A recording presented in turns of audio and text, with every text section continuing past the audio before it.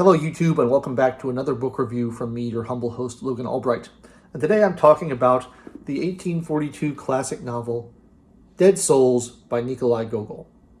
Now, what you probably don't know about me is that I majored in Russian and East European studies in college, and I had to read a lot of Russian literature.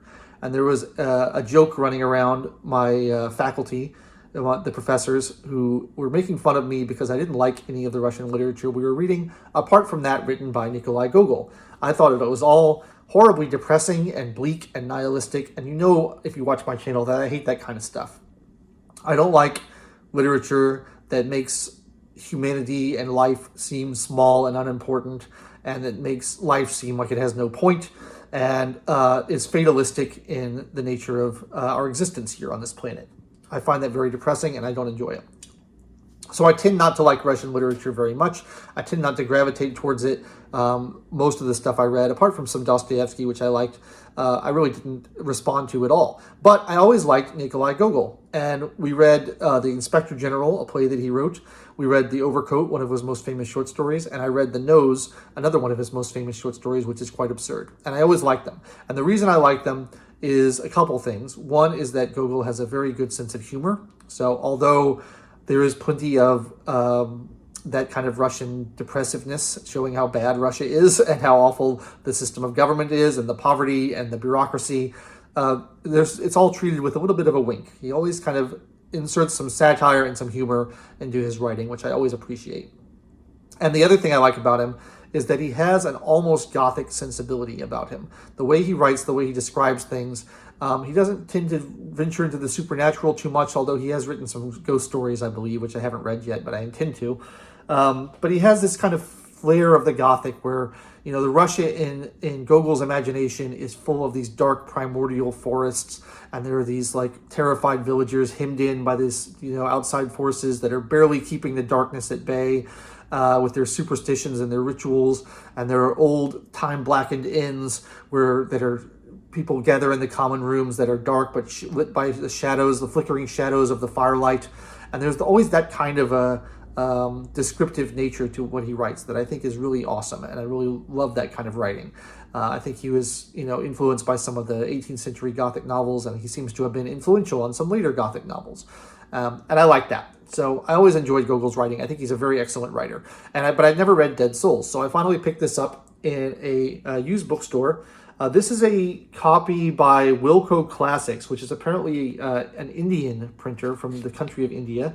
And they have produced this faux leather-bound editions, which are look kind of nice on the shelf, but are actually not very high quality. The pages are falling out of this one, so the binding is not as good as it could be. And it says complete and unabridged, which is a little bit misleading, but I'll get to that in a minute. The story of Dead Souls is a darkly satirical one. It involves a man named Pavel Ivanovich Chichikov, who is going around Russia, and he's basically trying to exploit a loophole in the bureaucracy and the law. So the way it works is this was during the Tsarist period, and all the landowners had serfs that had to work for them, essentially slaves. And the census would come around, and the census would say, how many serfs do you have? And you have to pay taxes based on the amount of serfs until the next census, which was infrequent. And then the serfs would often die because it was Russia in the 19th century, and that's just what happened. So people would have all these serfs that they were paying taxes on, but they were not actually getting any work out of. So Chichikov is going around trying to buy up these dead serfs or dead souls on paper, so that he can relieve these people of their tax burden, but then he will on paper have a huge estate of serfs, which he can then mortgage to the government in order to get money to buy his own estate. That's sort of his plan. It's a little bit of a scam, it's a little bit of a scheme, but it's playing into a loophole in the bureaucracy, which he has discovered. So he shows up at this small town, and everyone thinks he's this rich landowner, and they're all treating him like a prince, and he goes around and visits various people and tries to get them to sell him their dead serfs.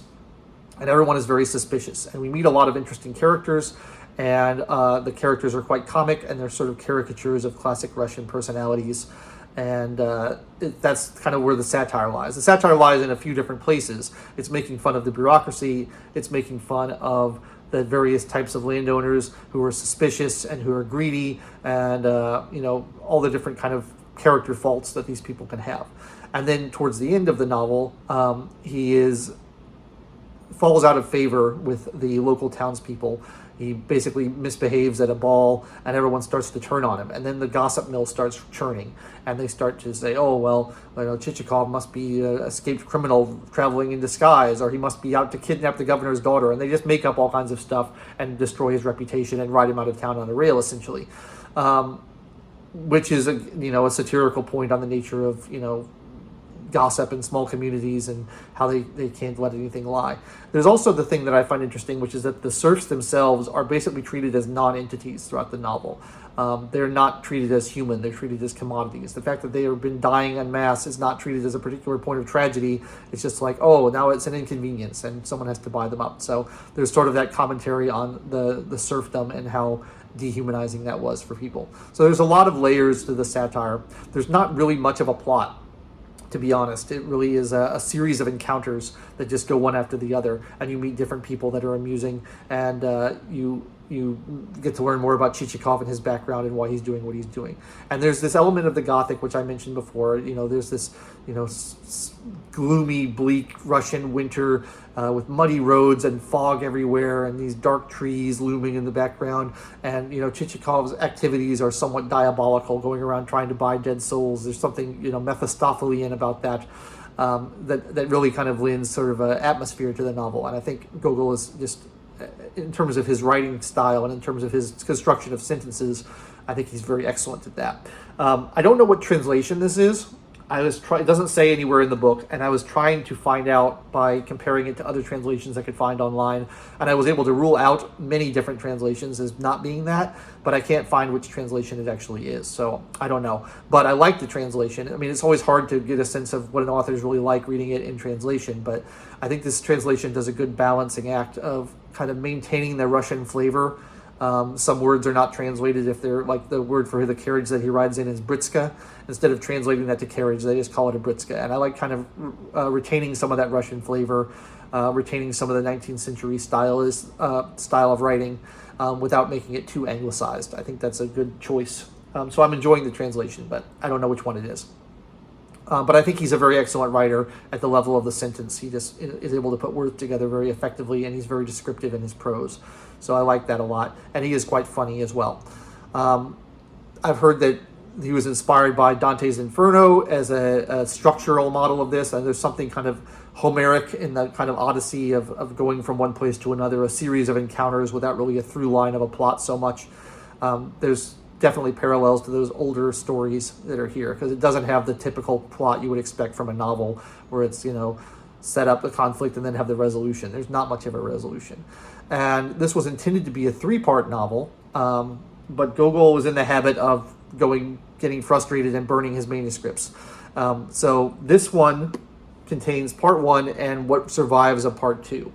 And part 1 is, I think, great. I love part 1. It doesn't end in a satisfactory way because it basically just ends with Chichikov leaving town and you never really find out what happens. But part 2 is, I found, fairly frustrating and disappointing because there's large sections of part 2 that are missing, and there's big gaps in the narrative. There's chapters that are missing, and it says complete and unabridged, but it's like part 2 is not at all complete because a lot of it was burned and does not survive. And I found that the narrative kind of just peters out in part 2. It doesn't really hold my interest as well, and then the big chunks that are missing sort of make it hard to follow.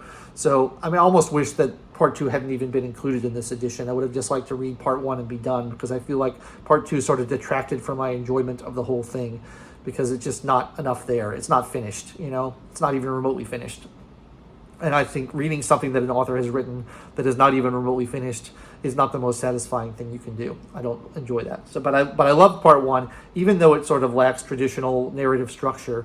I just thought it was well written, and I thought it was amusing, and I thought it had a lot to say about the social conditions and the economic conditions of Russia at the time, and I like the atmosphere of it. So I still continue to enjoy Gogol. I still continue not to enjoy most other Russian authors, although a book that has come up to my attention that I really want to read at some point is The Master and Margarita by Bulgakov, because it involves an encounter with the devil, and I always love those kind of books. Those are fun. So I'm probably going to read that before too long. Let me know what you think of that in the comments. And let me know what you think of Gogol and Dead Souls in the comments if you've read it. I'd be interested to hear your opinions. I can certainly understand why people would not like it, because it doesn't adhere to a lot of traditional structure or form of a novel, and not very much happens in it, and it's really all about the characters and the setting. I could see why that wouldn't be appealing to people, but I liked it just because I like the way it's written, and I like the characters, and I think it's well described, and I enjoyed the playing with the different levels of satire and making fun of the way the Russian system was set up then. The problem with Russia is that it's just always been terrible. And I hope I don't offend any Russians watching.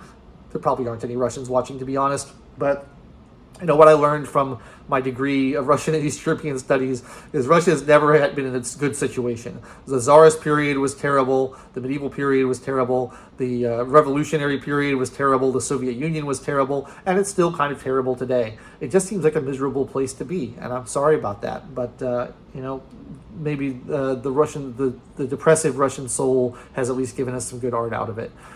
So let me know what you think of Gogol and Dead Souls in the comments, and if you like this review, please feel free to like the video, subscribe to the channel, click the bell for notifications, and come back next week for another book review, because I've got another one cooking. I always try to release one every Wednesday, and I try not to miss any weeks, so you should have regular book reviews from me if you follow the channel. Thank you so much for watching. I've been your host, Logan Albright, and I'll catch you next time.